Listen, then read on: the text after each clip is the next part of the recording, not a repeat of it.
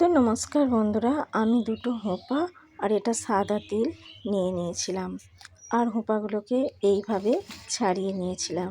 তারপর কিন্তু সাইজ মতো কেটে আলু পেঁয়াজ তারপরে কড়াইতে তেল দিয়ে তেল গরম হয়ে আসতে হোঁপাগুলোকে ভাজতে দিয়ে দিয়েছিলাম।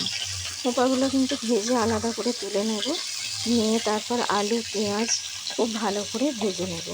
তারপর কিন্তু আদা রসুন বাটাটা দিয়ে দেব। দেওয়ার পর জিরে ধনে লঙ্কা হলুদ বাটাটা দিয়ে দেব। দিয়ে কিন্তু অনেকক্ষণ কষতে থাকবো। কষার পর কিন্তু তিল বাটা আর একটু সর্ষের তেল দিয়ে আর একটু ভালো করে কষার পর জল দিয়ে অল্প করে দুধটা দিয়ে দেবো। তারপর কিন্তু রান্নাটা হয়ে যাবে। তো বন্ধুরা, আমি আগে থাকতেই বলে দিয়েছি। তো রান্না কেমন হচ্ছে, আমার ভিডিও কেমন লাগছে অবশ্যই কমেন্ট করে জানিও।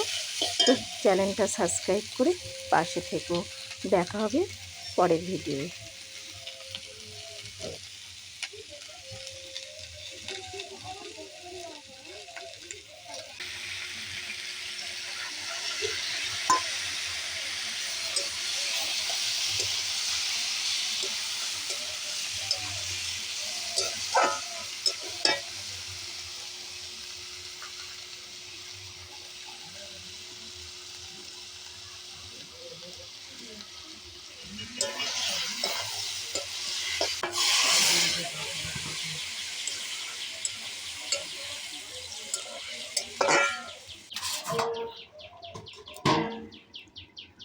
টাটা বন্ধুরা।